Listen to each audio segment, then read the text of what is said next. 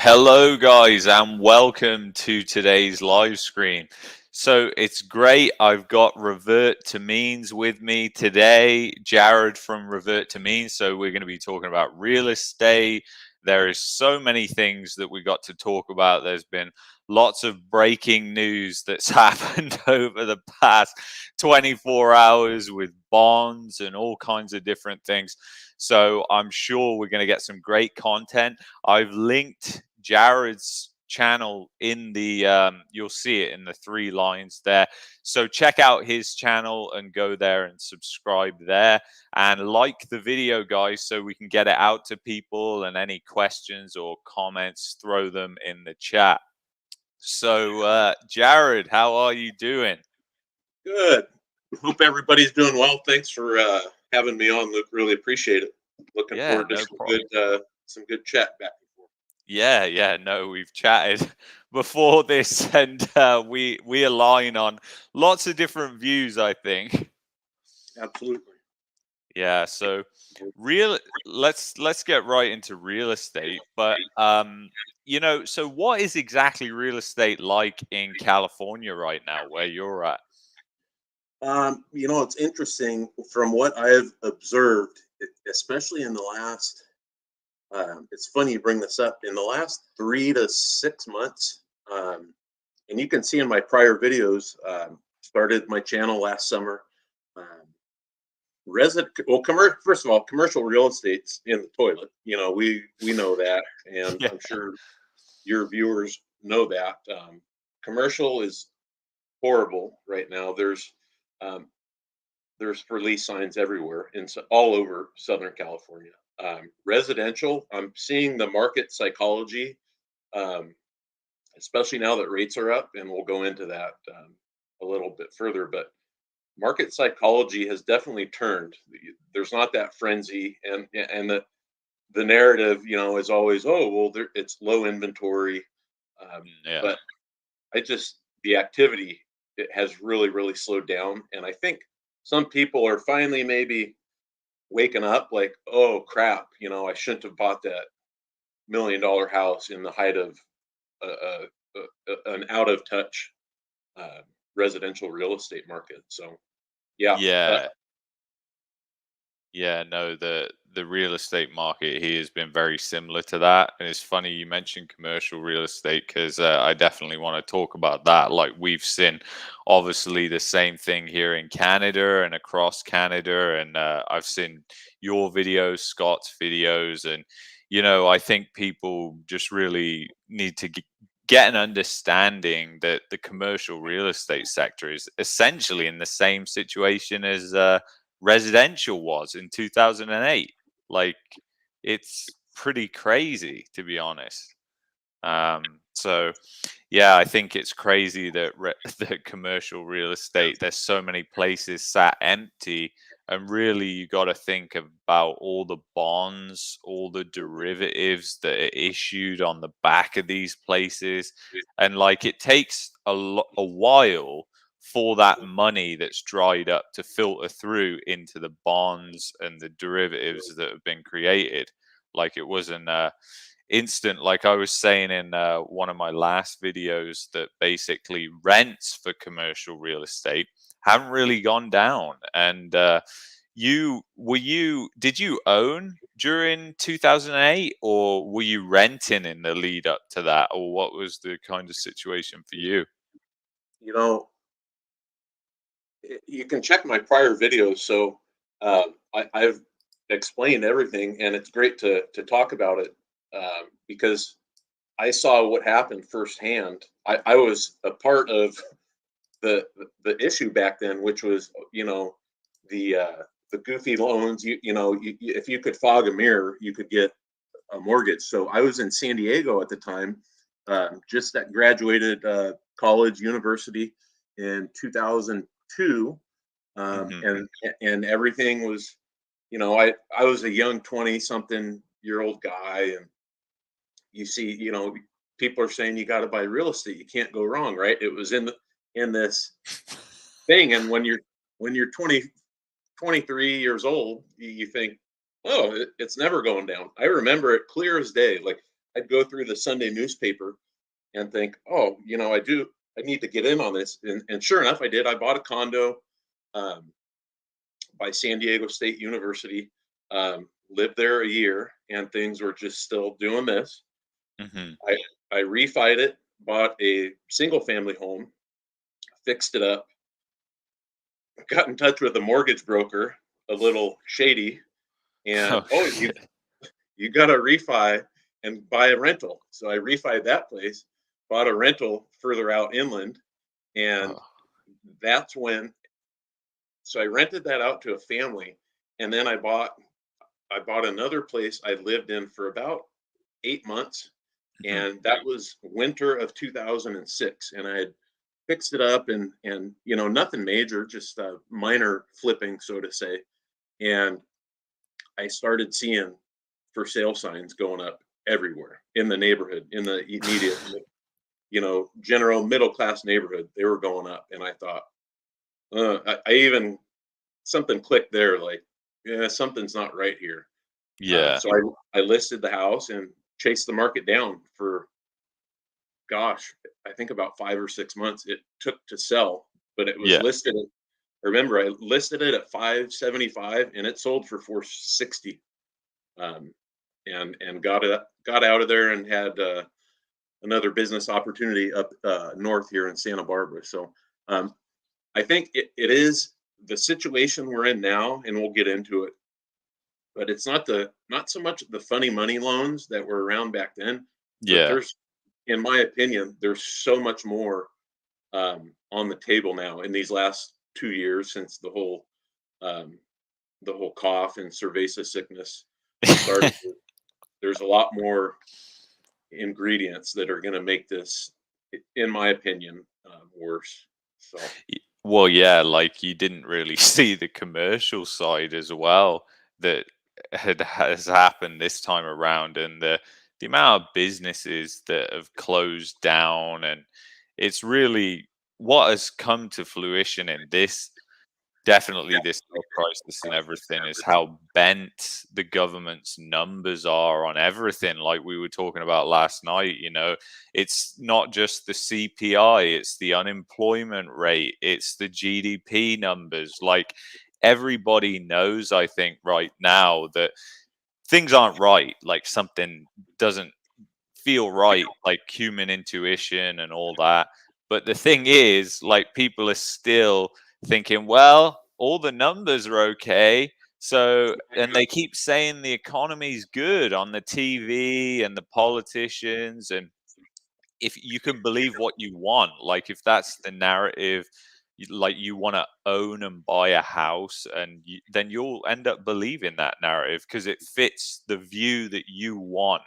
And that's the thing. This whole thing throughout has just been emotional. I've seen people, first of all, it was like everybody wants more space. It wasn't like, has everybody got the money and the job stability to afford that extra space? It's just like everybody wants more space so they can get it. Like we live in this world that's everything turns up on our doorstep like in one day. And I think people are used to that instant satisfaction. So it's kind of led a lot of people in. Even in my generation, especially, I've seen a lot of people who are in my generation, first time home buyers, who thought it's a great idea to buy now. And I'm like, this is like the worst time to buy, in 10 years. But people, yeah, it's just kind of crazy, really. it's interesting. A couple few hours ago, I was driving around. I drive a lot for my day job, and listen, I get up here in Ventura. I'm about 90 miles north of Los Angeles, but I still get the major news radio stations out of Los Angeles. Hmm. And I made a note of this to bring up because I've been hearing this about the last month or two. All these radio advertisements for the one I heard today. I just jotted it down. There's some mortgage brokerage in LA, and he had a 30-second spot for, do you need a mortgage? Do you have bad credit? A FICO under 500. Bankruptcy is okay. No down payment is okay. And I had a long drive about a month ago out to Palm Springs, Palm Desert, California, and I was hearing the same stuff. And I bring up my prior story of being in San Diego because I learned from it, and that's why we do this on YouTube for our viewers and subscribers and people watching. You have to learn from your mistakes, and boy, that one to me back in the day was a doozy. And we're all seeing it repeat again, but it's there. It's going to be a lot worse. Well, yeah, and it's funny you mention about like the radio ads and stuff like that. I've seen a lot of pop-up ads and stuff for that kind of thing as well. I think it's kind of typical what you see at the end of the cycle, and it's Yep. yeah, like it's kind of sad, really. And you know, a lot of people as well end up pawning stuff and doing it kind of that way because I've been getting a lot of things like we buy all your gold type things and silver and whatever in the mail. And I'm thinking, at what price though? Like there is people are getting seriously ripped off doing that. But if you're in a bind, you're in a bind. But yeah, and like the adjustable rate mortgages, Scott was saying now are like coming more into play. And you were even saying actually on one of your videos recently. Yeah, the video I did with Scott the other day, and if anybody wants to check it out, they can go to my channel. But we walked around about the second biggest commercial property in Santa Barbara, in the city of Santa Barbara, California, and it's a nightmare. It's been a nightmare for a long time, and that goes back to what you mentioned earlier. Um, when commercial sits vacant, as it has in this area too, in Ventura, it it sat vacant for a year. Why isn't anybody leasing those out? The economy's not good when you start seeing that stuff. Yeah, why not even Amazon or places like Yeah. that? But they just don't even want to invest in that stuff. And you look at one of the like Brookfield's a big global real estate Yep. owner of commercial, and I was looking at Brookfield, some of their real estate investment trusts, and they are just like completely like the price of them is good. Like it's at basically the highs, but the amount they're actually earning, they are losing so much money. It is unbelievable. Like hundreds of millions on these real estate investment trusts, and you just wonder like how long can this go on for? And now cost of debt is rising as well, so that's going to have big impacts. And Yeah, I and you mentioned it earlier, Luke. A lot of these commercial buildings, they're tied into the REITs, the real estate investment trust, um, and pensions. I think yeah, California, the CalPERS is the acronym, California Public Employee Retirement System. I think it's the second largest. I think maybe New York State might have one. It's either the first or second, but all these huge commercial buildings you see, shopping malls, warehouses, industrial space, they're all tied into REITs and these pension funds, these public employee pension funds, and people just don't they don't get it. yeah, yeah, no, I agree with you on that. And like one of the news articles I came across today was from Bloomberg, and it was saying like the bond market, it's the worst crash in the bond market they've ever seen since they started recording data on the bond market in 1990. It even surpassed 2008 now, and that has gained little to no media attention. There's a story here or there. People don't know what's going on, but there is massive amounts of money getting out of government bonds, which is causing the rates to go up, the yields to spike, and that means debt goes up for corporations because, well, what Bloomberg reckons it is, and we can only speculate on that. Could be Russia, Ukraine, could be this, but they reckon it's to do with inflation because inflation's running so high. Nobody wants to hold that debt and get a yield of 2% for holding for 30 years. Like, it's just, Exactly. it's insane. So, but yeah, the bond market, I think the bond market is really, really interesting. I think that will tie back into real estate. You know, what's happening in the bond market is going to take a while to kind of filter into the financial system. What I could not, well, you probably found this insane too, was like the NASDAQ is just on this tear right now upwards, but bond yields are rising. Like all these companies in the NASDAQ, they're money losing in debt companies, and people are buying. Like there's buying pressure there. There's a lot of FOMO, a lot of people getting roped into the mix of that. And I'm like, oh my God, like you can just imagine right now the amount of people that are getting roped into that. All right, so we got a super chat. Thank you, Kelson. Huge fan of both you guys' work. Great to have you both of your perspective. What are your thoughts on government giving stimulus to fight inflation, i.e., Quebec $500 and California's new $11 billion proposal? So, what do you think of that? I'll let you go first. You know, I read the article. All of the first thing I do when I get up every morning. I've been like this since I was quite young. I'll read the news, and you know, back in the day it was newspapers, but nowadays obviously it's cell phones. Yeah, our wonderful governor in California, he is proposing, and it's probably going to go through since you know gas is about $7 a gallon here.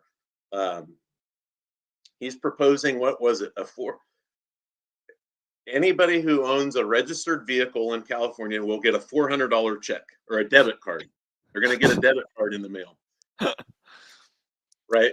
And if you own two cars, you'll get $800. But here's the kicker. I scroll to the bottom of the article I'm reading this morning on all these LA news stations. If it passes here in the next month or whatnot, it said the debit cards will go out in the mail at the end of July. And I just laugh at that. We're at a point. We're at a point now, especially in California. You know, with the economy and inflation. You know, Scott and I talked about this the other day. You and I did last night. It's becoming laughable. It's sad, but it's laughable. What is so? California is going to mail out $400 debit cards at the end of July. What's that going to do for now for people today, for this week or next week? And you know, just my opinion, that's typical government for you. Yeah, yeah, and I think you nailed it there.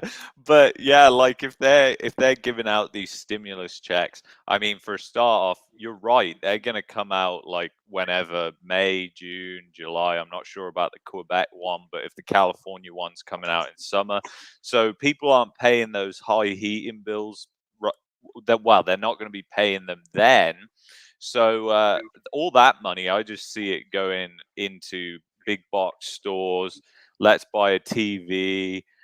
It's just going to lead to more inflation, more empty shelves, because that's Right. all stimulus does. It's not going to mean housing's going to go up or anything like that. It just means that more shelves are going to be empty. But them doing this kind of essentially gives the Fed and the Bank of Canada, like, they lose credibility because they're the ones who, like, the government then is acknowledging that inflation is out of control essentially and saying, hey, we need to help people so much right now, we're mailing you these checks. Just don't forget that the Fed and the Bank of Canada have a 2% target of inflation, and they believe they're in control. Like, what the hell? It's just, it's a freight train coming off the rails right now. It's just, it's it's nuts. And you know they took the fuel duty off gas here in Alberta because we produce a lot of oil here, so they're getting a lot of revenue off the oil, so they took it off. But you didn't even notice. Like, it was prices were going up so much anyways, and a lot of places were holding off increasing, and some have been the margins have been slim. So when that happened, they just used it as an opportunity to essentially do nothing, boost their margins. I didn't see anybody marking it down. So it's but yeah, I think one of those I think those stimulus checks are kind of funny, and I can't believe we're getting another round of them again. But it's sort of insane. But yeah, it all goes back to inflation, and whether you want to believe it's at 5%, 10%, 15%, the reality is it is eating up people's income. Their balance sheet is just falling apart. And I think it's same between America and Canada. Like most people are $1,000 or less than $1,000 in their their emergency fund, or $2,000 or something. Like it's a minuscule amount. And I was laughing, Jared, because YouTube recommended me a video, The Price is Right, and it was an old one, really old, and maybe 25 years ago, something like that. And they were all going nuts over winning $500, and I was just like, I put in the comments there, I was just like, this just shows $500 is nothing now. Like it's and that check is going to be $500 actually. I mean, I don't say it's nothing, because that kind of can seem condescending to some people, but I don't mean it in that way. I just mean that, with inflation, it really doesn't get you very far at all. Like, what's it going to do? And I don't know about you, but what about auto insurance and stuff like that? Has auto insurance been going up in California over the Cerveza sickness and everything, or? I'm glad you brought that up because I've failed to mention it. I keep forgetting on my videos. I noticed about 2 months ago, Luke, um, I have auto insurance with Geico. I don't know if I Oh think yeah, Geico I've is heard of them. down in the States. And interesting thing is, my bill here's the kicker. What shocked me, and I'm actually going to be changing here my truck insurance here in the next uh, month because it really kind of irritated me. I have pretty much a perfect driving record. I've had a couple stupid, parking tickets, but I've never gotten in, knock on wood, never been in any wrecks. I drive slow, this and that. Kept my insurance down. My insurance went up quite a bit, like 60, it was $59 a month up to 91 a month. Wow, that's a big change. Yeah, I mean it's it was a pretty big change. It shocked me. I remember I was getting my electronic statement and saw it, and I thought, huh. So fortunately, it's a business expense for me, um, and fortunately too, gasoline and mileages in the business I'm in. But yeah, I'm driving around yesterday.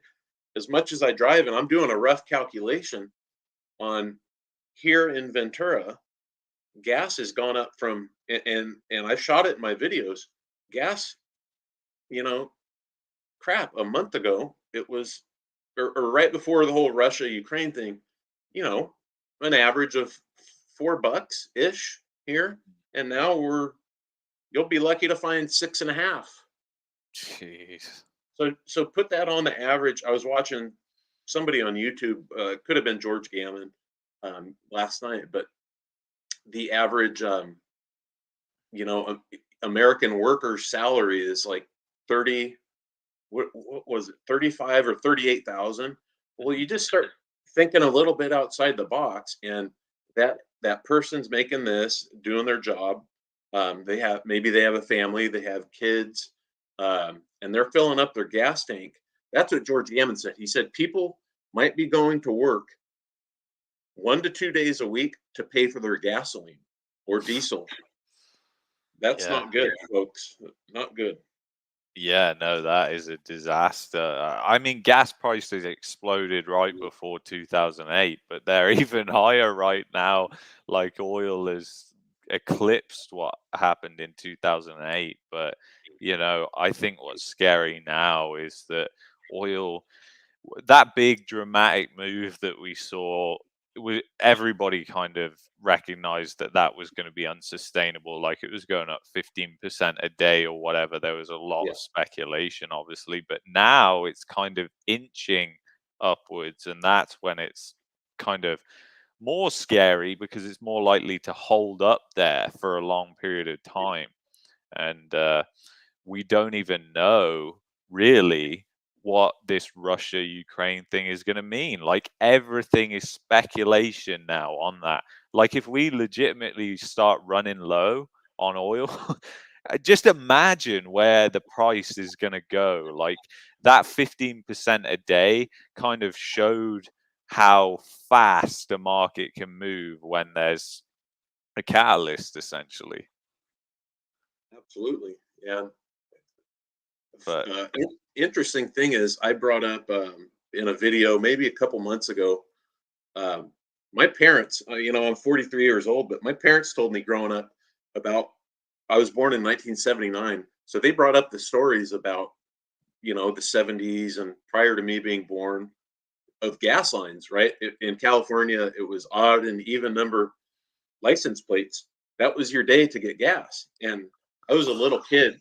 I don't remember how old I was, but I didn't believe it, and I thought, are my are my mom and dad making this up? But you learn as you get older, and it would not surprise me this summer here. Just my opinion that I'm not saying it's going to come to license plate type things, odds and evens.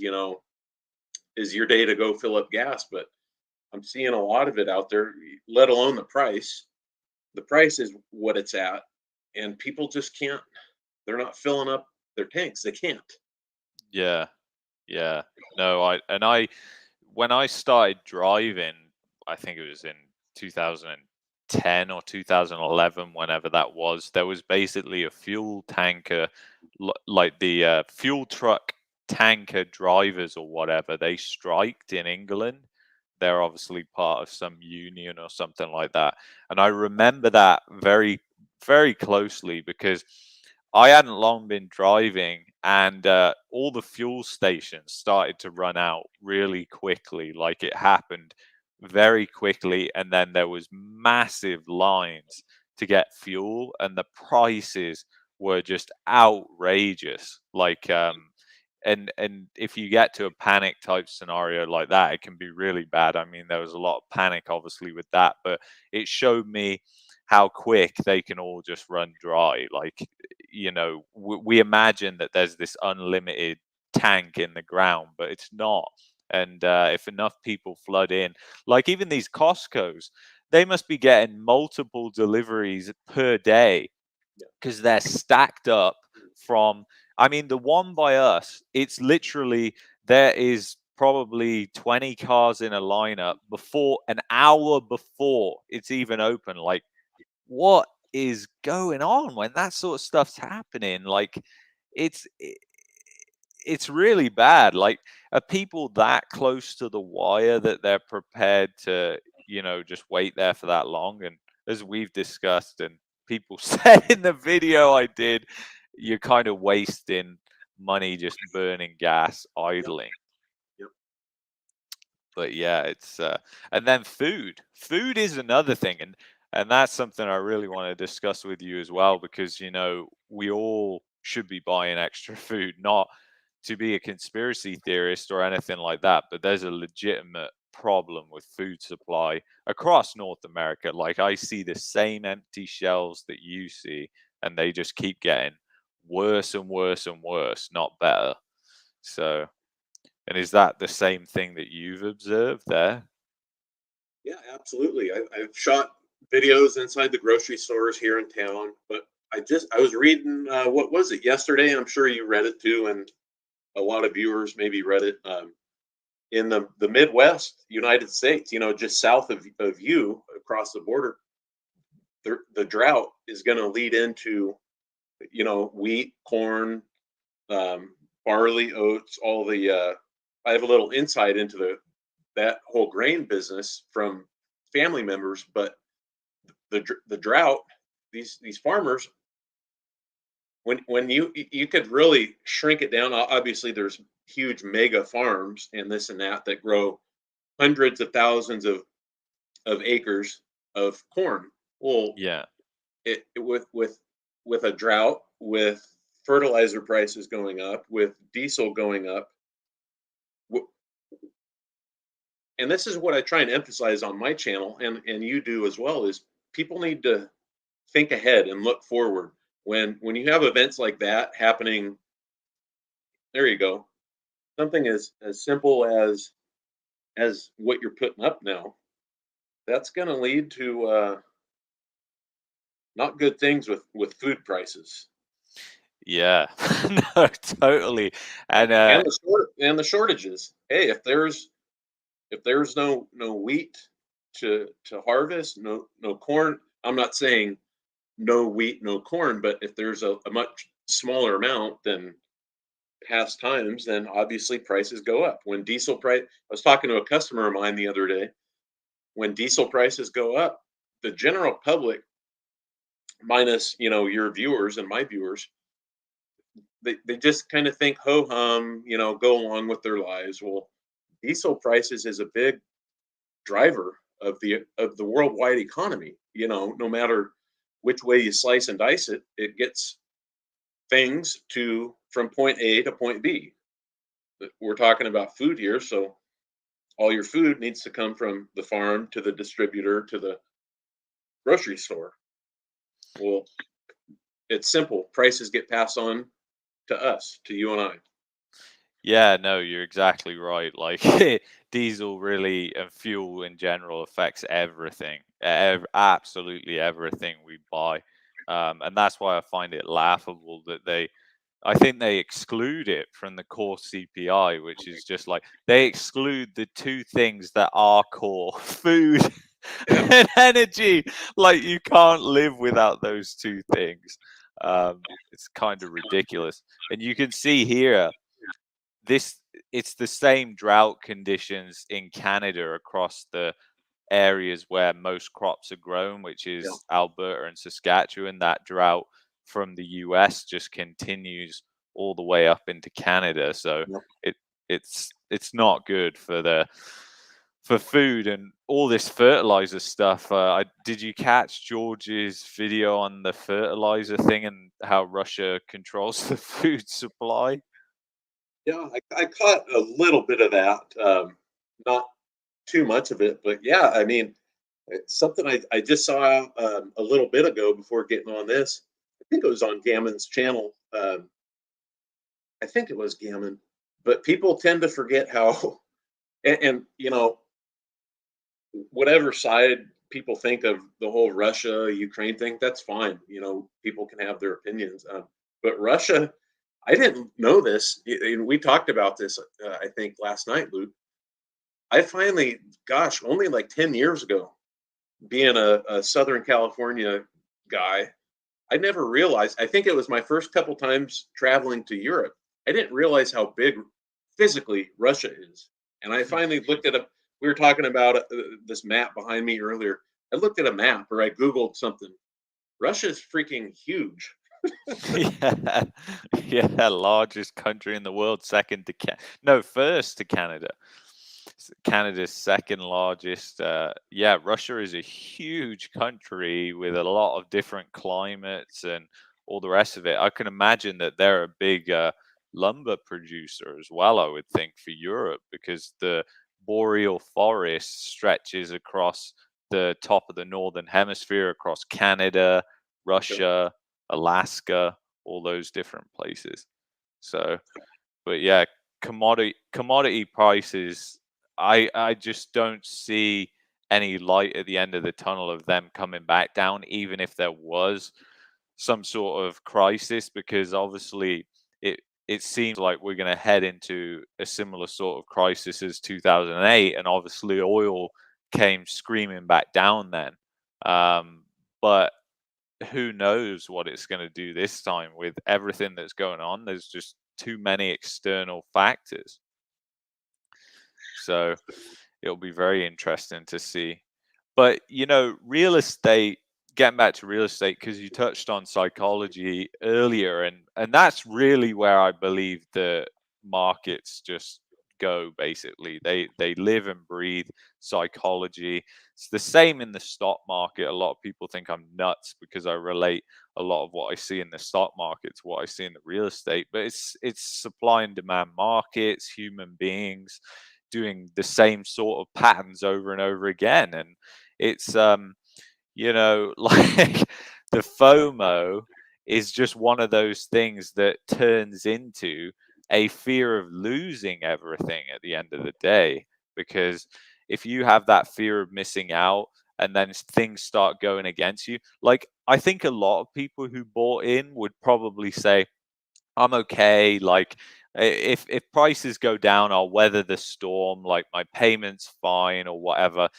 Easier said than done, isn't it? It's like when you're down 40% on a house and you lose your job, and you like tend to have a little bit of resentment, and it's not as easy as just you know I've been in positions where I've been carrying the bag for whatever reason, or I invested early on something and it goes down, and it's part of the parcel of investing, but it's never a good feeling to have. And then to have that happen on your home, which is this highly emotional thing, is like even worse, I think.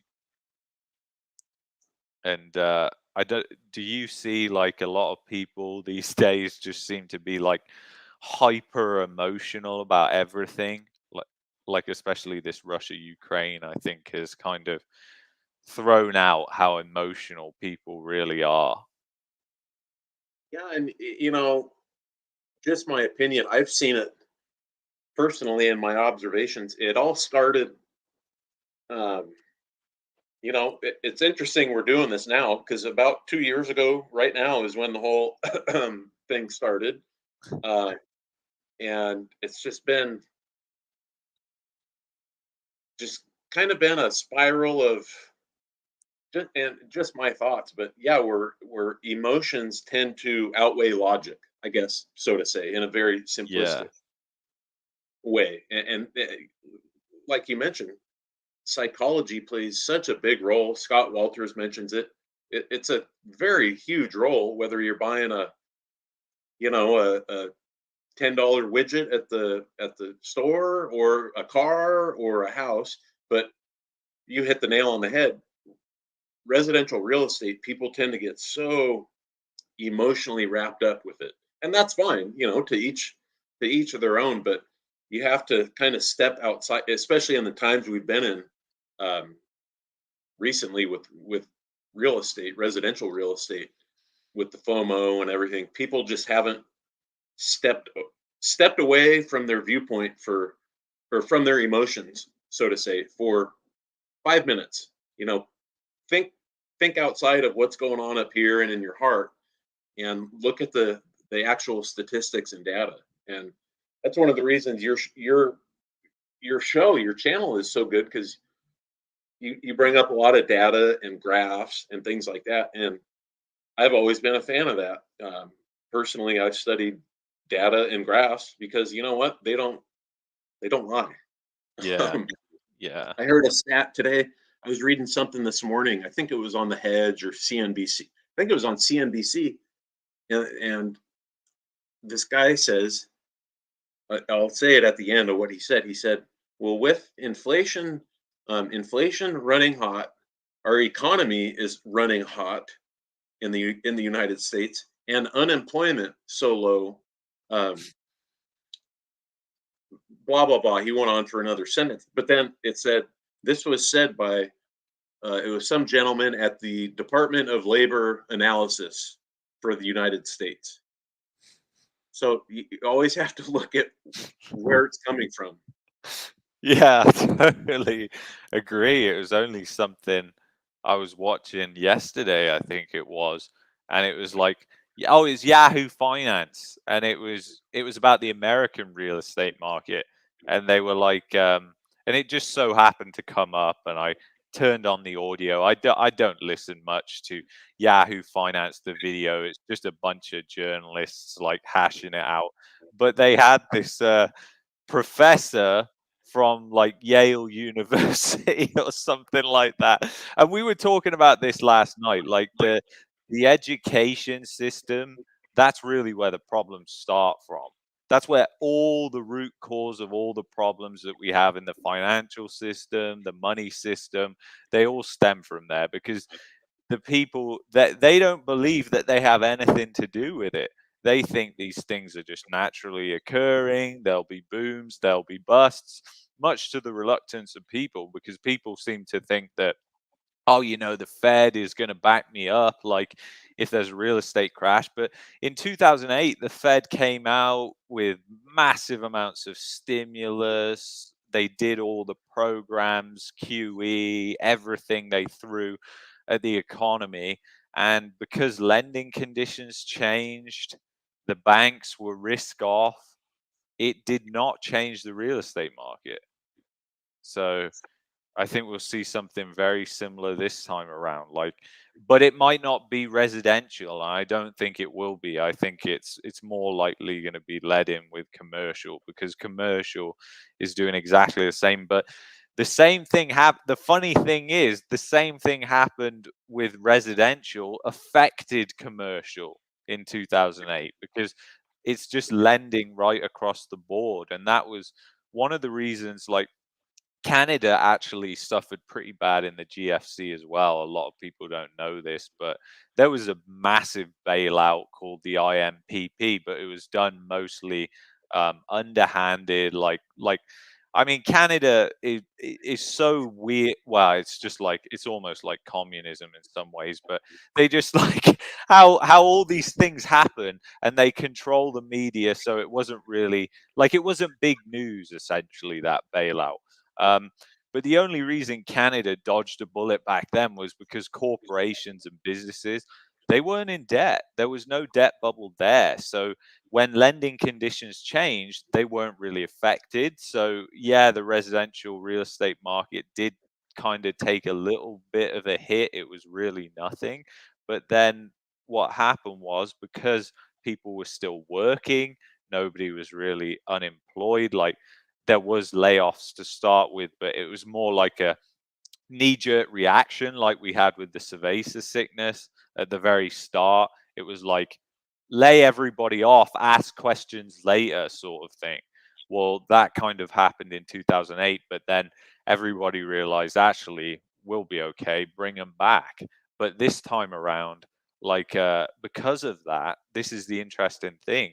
Because of that, it's made it so much worse because to keep the economy going, they had to create debt bubbles in those areas. So what was a relatively stable area is now like a monstrosity of a bubble. And it's the US is something I always like to point to because obviously that bubble was massive, but I just think that it was not that long ago when you really think about it, but people are so quick to forget about it. It won't happen again type mentality. Yeah, we talked about that last night too. People have short memories. I always talk about that in my videos, especially as of late. You know, people just go along, ho hum, everything will be fine. And unfortunately for those people, and I don't wish bad on anybody, but you have to be aware of economic cycles and business cycles. And Mhm. one thing I wanted to mention here in Southern California, the typical real estate cycle, we're in such a crazy market. It's always been like this. Um, the typical residential real estate cycle is about 7 to 10 years. You get 7 to 10 years of this, and then 7 to 10 on average of this.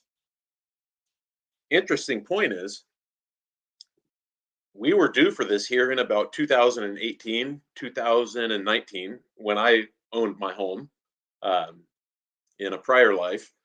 But I had been talking about buying a rental unit because as the market slows down, we could move some money around and do, actually we were going to move out of the house and for a primary and then rent out our current because we would have been positive cash flow. Right. Um, and I remember I was reading articles about, oh, baby boomers are they're going to be passing away, and it was about 2018, 2019, and based on my past experience, I knew the cycle was going to take place and kick in, and then sure enough, the sickness came in, and that just delayed everything. So that's one ingredient in about a dozen that I know of, that's going to make this residential real bad. Commercial is already toast. We know that. But when you throw in, a couple things I jotted down this afternoon before coming on here, you throw in, we're already past due for a cycle here. Um, Mortgage rates are up now. Huh, who would have thunk? Mortgage applications are way down as Yeah. of, I think that just came out yesterday. Um, the forbearance program, people, went on for mortgage forbearance, rental evictions. People haven't been paying rent. We talked about this last night. People haven't been paying rent. Um, Unemployment, inflation, hyperinflation, stagflation, wages. Um, that far outweighs the '08 crisis when it was primarily, funny money loans, a few other factors, but there's so many factors right now. And yeah, Well, we've never seen inflation like so broad based across everything. Like I was looking back, exactly. Shadow Stats is fantastic, and they do Yeah. data for the US. But I was looking at theirs, and it's like literally inflation is the highest it's been since 1940s. If you use the 1980 CPI basket, like after World War II, like, and the troops came back and then there was a shortage of everything. Like that is the pressures we're seeing. And the residential real estate market throughout the 50s, 60s, 70s was not just straight up in a straight line. Like I think the 20-year kind of super cycle that we've had is coming to an end. And you mentioned a great thing like boomers, because boomers, that nobody my age, millennials, are putting monies in pensions anymore. Traditional pensions aren't getting any money thrown into it, and the outflows from these funds over the next 10 years is going to be huge, absolutely massive. So it's going to be incredibly interesting what happens and how that affects the stock market over a real long term horizon. But real estate, I just think there's so many things that, like, I don't see anything that could pull it up because it's tied really to wages. The only thing I see that could pull it up is if suddenly everybody's wages started exploding to keep up, which is never going to happen because the central banks even try and target keeping wage growth low. Like, I mean, it's lunacy. Like, how's that good? Yeah, it's absolutely, it's not good. And I get back to, for everybody watching, especially here in the States. You remember what Jerome Powell said last summer? Inflation is transitory, Yeah. right? It's just something comes out of their mouth and it's the opposite. I've always been a firm believer, um, personally, just kind of do the opposite of what any, and the Fed obviously is not really a government entity, it's a private bank, but when people are so out of touch with the real economy, and what's going on that you can observe on a street level, kind of do the opposite. Just my 2 cents. Yeah, no, I totally agree. We're on the same wavelength about that. Like, generally, if you do the opposite of what everyone else does, then you'll you'll be all right. It's the way it works. Like, it's almost most things are 90-10. Like, Yeah. 90% losers, 10% winners. When you look at small businesses, when you look at trading, when you look at so many different things. Like, but we've just kind of been desensitized a little bit to believe, I think, that people have a lot more confidence than they really should have. And a lot of that comes down to funny money economics that we've seen over the past 20 years. And some people don't know anything more, that like they're not going to go back and study history and what happened during the 60s, 70s and everything like that. Like they've just had 20 years of funny money and they're just like, nah, you know what, the stock market crashes, the Fed's going to come out and lower rates. But what happens if they don't?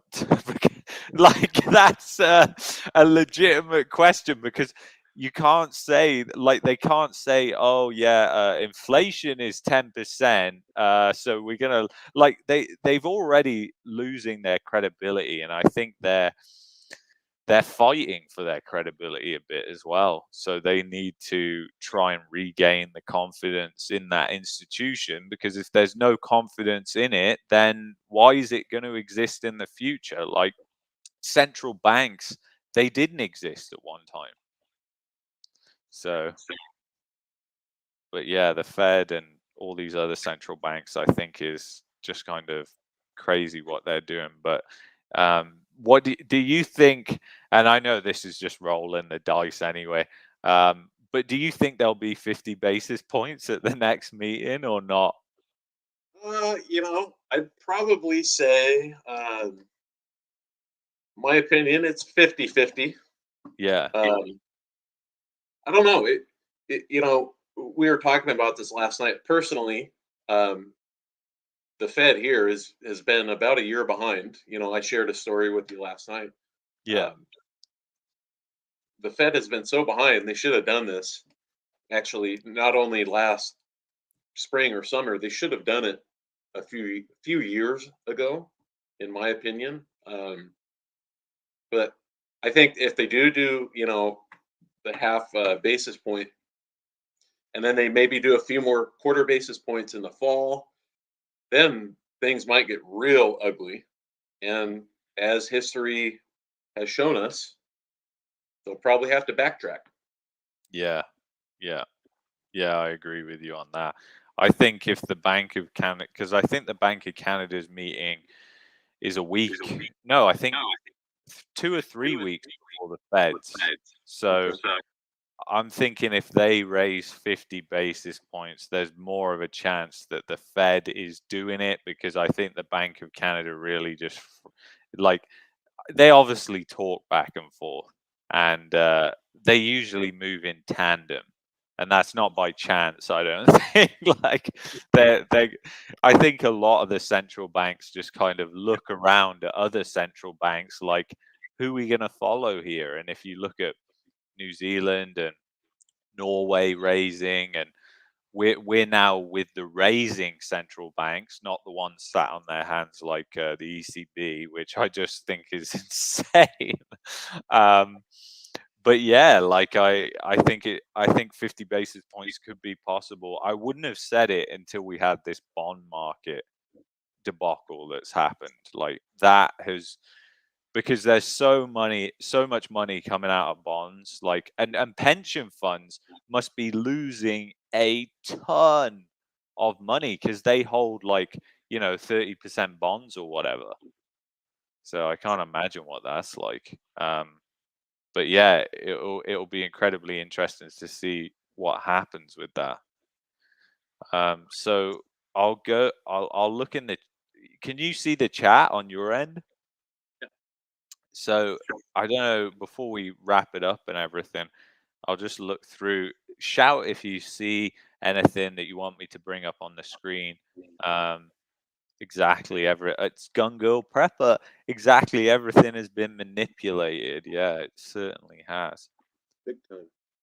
It's Exxon didn't have the pump filters for 91 octane. They have no idea. What's that about, pump filters for 91 octane? Oh, I saw her video the other day.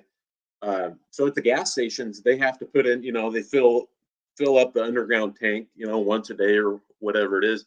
But I've I'm kind of in the what my core business is industrial supply sales. I supply industrial consumables to maintenance and repair facilities. So I have a little insight into this. These gas stations, that huge, tank underground that holds tens of thousands of gallons of gas or diesel, they have filters in there going to the pump, and then I think the pump itself has a little filter, and then obviously your vehicle has a fuel filter in it. But Mhm. she made a great point, because what happens when you can't get, whether it's 87 octane or 91 high octane for your vehicle? Well, if the gas station doesn't have those, you're not getting gas, Oh, jeez. and that's just a big supply chain issue, you know, which Yeah. which hasn't gotten better, and I don't think will, in my opinion. No, I mean, I had my car repaired like whenever it was, and basically well, basically what happened was, what were they replacing? One of the oh, I forget what they call it. I'm losing. I'm trying to think what it is. It's like suspension components, but I forgot what they. Oh, strut, like the Okay. strut assembly. Yeah. So basically, they were replacing that because two of them had broken on the back, and there were two screws which were sheared off. They were rusted, so they snapped off. And anyway, like they were if they needed to drill them out, then they would have had to replace this bracket, which they didn't have. So they called up the dealership and said, "Do you have this bracket?" And they said, "No, it's going to be 12 weeks." like, and uh, and this is Volkswagen, and they're like, "Okay." So it took them like it was ridiculous, like 8 hours to get these screws out. And then they called the dealership and said, "Do you have these screws?" Which is just, I mean, come on, like screws Yeah. for this type of thing they should have in stock, and they're like a couple of bucks. No, we don't have any of those. You're looking at, we don't even know the time scale on those. That's what they said. They said it's just on back order. We don't know when it's coming. And I was thinking, God, like if we actually, it's lucky we don't need this car, because heaven forbid someone's in a situation where they have a mechanic who wasn't as good as ours, and luckily he managed to get them out. He found screws that he had that fitted, so he used those. But heaven forbid you're at a mechanic that doesn't want to do that for whatever reason, or doesn't have the knowledge, like, and then you're stuck, your car can't get repaired. But think about that on another level, like trucks, heavy machinery, mining machinery, even stuff up at the oil fields.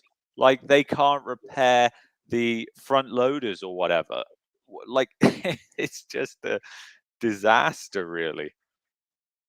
It's but yeah, I'm just going through the rest of the comments. I don't know if you see anything else you want to touch on in here.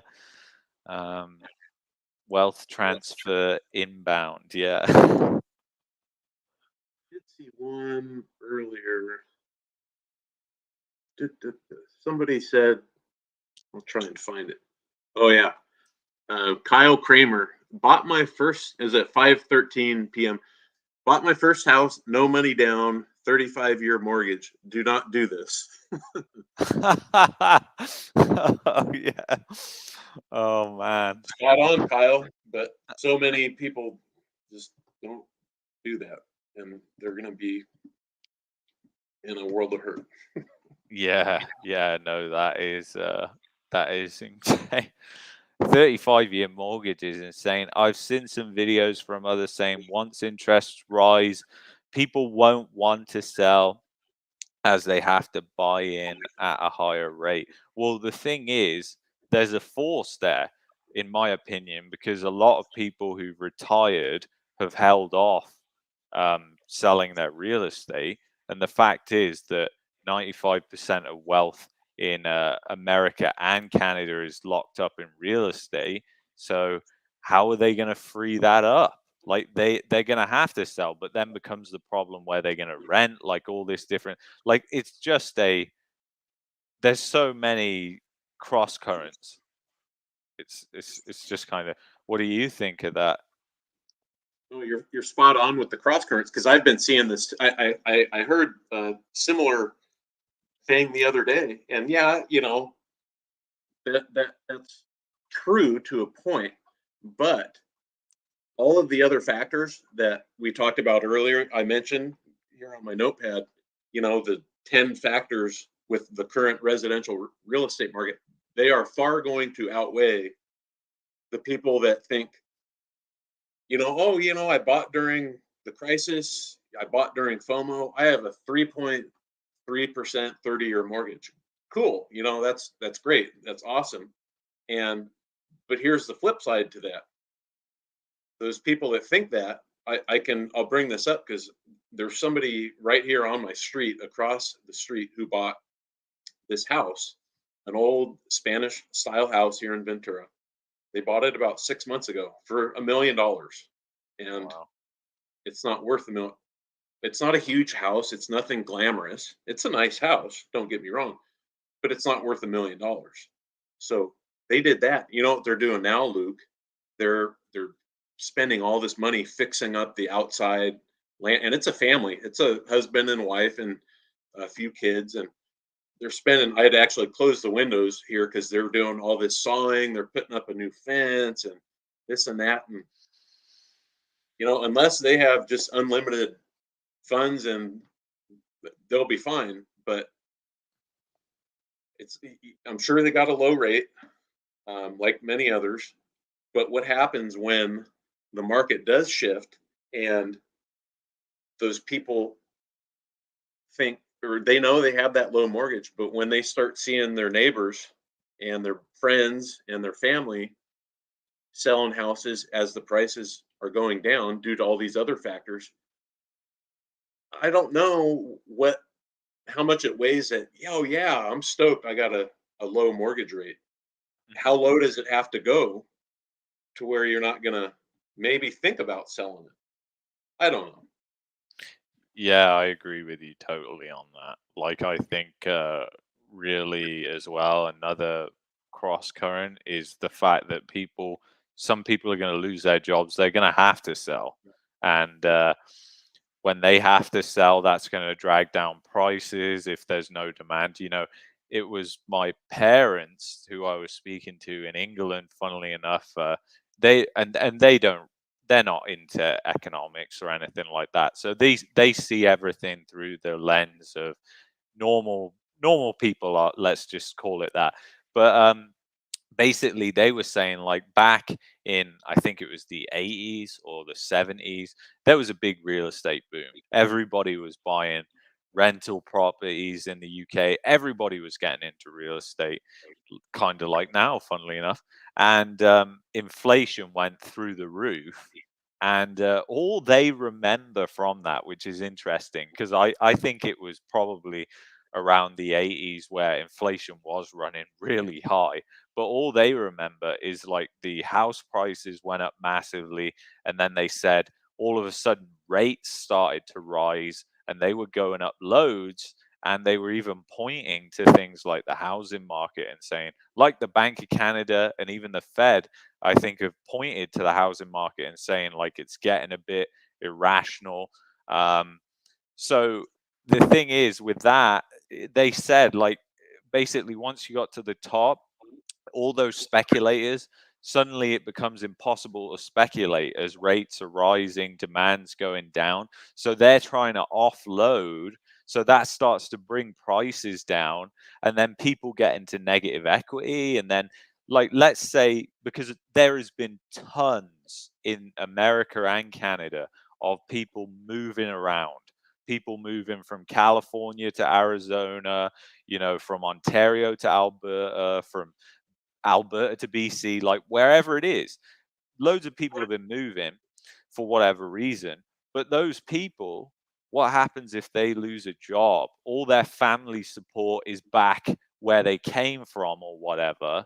And then they're in negative equity now and they're trying to sell their house. And it's funny because that situation sort of occurred here in Alberta, even though it was minor, was basically when the oil price crash happened and there was lots of layoffs and the energy sector took a massive dive in Alberta and a lot of people lost their job. There were tons of people before that who had moved into Alberta from other provinces, and all those people suddenly they couldn't sell their house. So the a lot of them lost money, but some of them said, you know what, smart decision. Instead of selling at a loss, I'll rent it out.